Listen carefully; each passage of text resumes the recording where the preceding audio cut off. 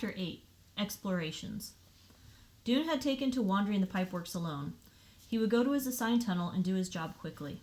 Once you got good at using your wrenches and brushes and tubes of glue, it wasn't hard. Most of the workers did their jobs quickly and then gathered in little groups to play cards or have salamander races or just talk and sleep. But Dune didn't care about any of that.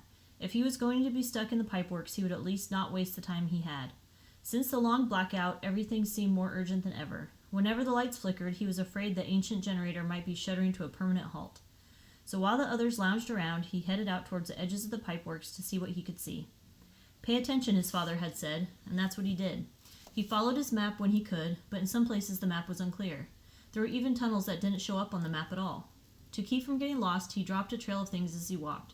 Washers, bolts, pieces of wire, whatever he had in his tool belt, and then he picked them up on his way back. His father had at least been a little bit right. There were interesting things in the pipeworks if you paid attention. Already he had found 3 new crawling creatures, a black beetle the size of a pinhead, a moth with furry wings, and best of all, a creature with a soft, shiny body and a small spiral-patterned shell on its back. Just after he found this one, while he was sitting on the floor watching in fascination as the creature crept up his arm, a couple of workers came by and saw him. They burst into laughter. "It's Bug Boy," one of them said. "He's collecting bugs for his lunch." Enraged, Dune jumped up and shouted at them. His sudden motion made the creature fall off his arm to the ground, and Dune felt a crunch beneath his foot. The laughing workers didn't notice. They tossed a few more taunts at him and walked on. But Dune knew instantly what he'd done. He lifted his foot and looked at the squashed mess underneath. Unintended consequences, he thought miserably. He was angry at his anger, the way it surged up and took over. He picked the bits of shell and goo off the sole of his boot and thought, "I'm sorry. I didn't mean to hurt you." In the days that followed, Dune went farther and farther into the pipeworks, holding on to the hope that he might find something not only interesting, but important. But what he found didn't seem important at all. Once he came upon an old pair of pliers that someone had dropped and left behind. Twice he found a coin.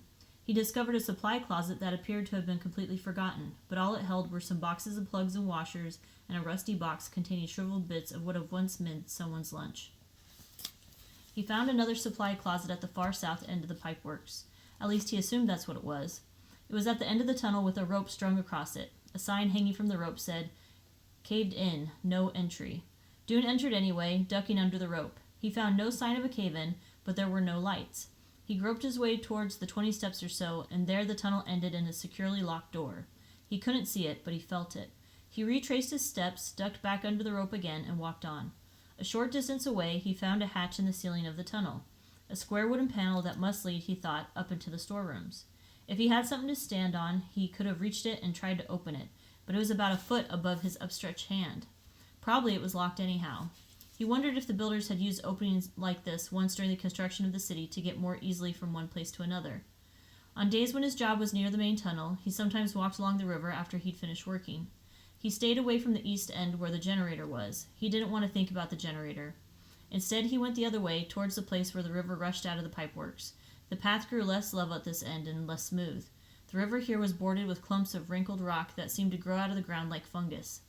Dune liked to sit on these clumps, running his fingers along the strange creases and crevices that must have been carved somehow by running on dripping water. In some places there were grooves that almost looked like writing. But as for things of importance, Dune found none. It seemed that the pipeworks was no use after all to a person who wanted to save the city. The generator was hopeless. He would never understand electricity. He used to think he could use electricity to invent a movable light if he studied hard enough. He took apart light bulbs, he took apart the electric outlets on the wall to see how the wires inside wound together, and in the process got a painful vibrating jolt all through his body. But when he tried to wind wires of his own together in exactly the same way, nothing happened. It was what came through the wires that made the light, he finally understood, and he had no idea what that was. Now he could see only 2 courses of action. He could give up and do nothing, or he could start to work on a different kind of movable light. Dune didn't want to give up, so on his day off one Thursday, he went to the Ember library to look up fire. The library occupied an entire building on one side of Bilbolio Square. Its door was at the end of the short passage in the middle of the building. Dune went down the passage, pushed open the door, and walked in. No one was there except for the librarian, ancient Edward Pocket, who sat behind his desk writing something with a tiny pencil clutched in his gnarled hand. The library had 2 big rooms, one for fiction, which was stories people made up out of their imaginations, and the other for fact, which was information about the real world. The walls of both rooms were lined with shelves, and on most of the shelves were hundreds of packets of pages. Each packet was held together with stout loops of string. The packets leaned against each other at angles and lay in untidy stacks. Some were thick, and some were so slim that only a clip was needed to hold them together. The pages of the oldest packets were yellowed and warped, and their edges were uneven rows of ripples. These were the books of Ember, written over the years by its citizens. They contained in their close-written pages much that was imagined and everything that was known. Edward Pocket looked up and nodded briefly at Dune, one of his most frequent visitors. Dune nodded back. He went to the fact room to the section of shelves labeled F. The books were arranged by subject, and even so, it wasn't easy to find what you wanted. A book about moths, for instance, might be under M for moths, I for insects, or B for bugs. It might even be under F for flying things. Usually you had to browse through the entire library to make sure you found all the books on one subject, but since he was looking for fire, he thought he might as well start with F. Fire was rare in Ember. When there was a fire, it was because there had been an accident. Someone had left a dish towel too close to an electric burner on the stove, or a cord had frayed and a spark had flown out and ignited curtains. Then the citizens would rush in with buckets of water, and the fire was quickly drowned. But it was, of course, possible to start a fire on purpose. You could hold a sliver of wood to the stove burner until it burst into flame, and then for a moment it would flare brightly, giving off orange light. The trick was to find a way to make the light last. If you had a light that would keep going, you could go out into the unknown regions and see what was there. Finding a way to explore the unknown regions was the only thing Dune could think of to do. He took down a book from the F shelf. Fungus, it was called. He put it back. The next book was called How to Repair Furniture. He put that back too. He went through foot diseases, fun with string, coping with failure, and canned fruit recipes before he finally found a book called All About Fire.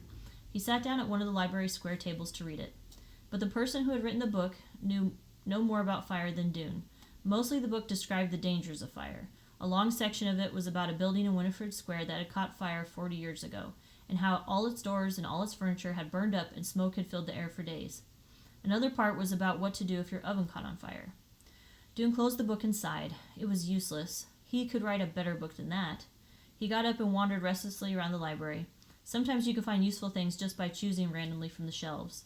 He had done this many times, just reached out and grabbed something, in the hope that by accident he might come upon the very piece of information he needed. It would be something that another person had written down without understanding its significance. Just a sentence or two that would be a flash of light in Dune's mind, fitting together things he already knew to make a solution to everything. Although he often found something interesting in these searches, he never found anything important. Today was no different. He did come across a collection called Mysterious Words from the Past, which he read for a while. It was about words and phrases so old that their meaning had been forgotten. He read a few pages. Heavens above indicates surprise. What heavens mean is unclear. It might be another word for floodlight. Hogwash means nonsense, though no one knows what a hog is or why one would wash it. Batting 1,000 indicates great success. This might possibly refer to killing bugs. All in the same boat means all in the same predicament. The meaning of boat is unknown. Interesting but not useful.